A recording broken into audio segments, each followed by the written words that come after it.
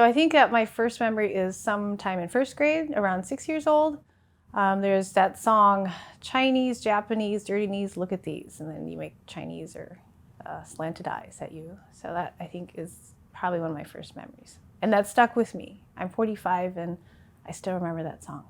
For me, when I think back of my younger years, it's not one horrific event, but an accumulation of years of every now and then experiences that are some blatant and some not so blatant, but over the years of maybe seemingly little things that kind of have built up. In junior high, I think it was probably some of the worst times. And the blatant ones, I still remember just being pushed in the hallway, or somebody just, you're walking down the hallway and somebody leans over and just says chink in your face. In the instant when it happens, there's so much emotion, and that's always hard to figure out how to deal with that.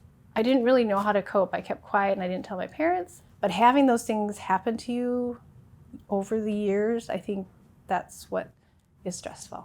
And I think it's interesting because now it's not just discrimination against me, but moving to Berlin, where my kids, when they experience it, there's different emotions on top of my own.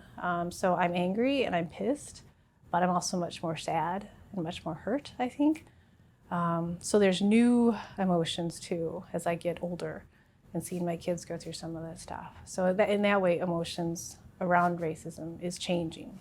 For me anyway, it wasn't until I was maybe in my 20s or something, starting to talk about my experiences and finding other Asian Americans who experience the same things. And then hearing from other people how they handle it, which was really inspiring. And just sharing stories and hearing how they felt and how they coped with it. Just being with other people who've experienced the same things.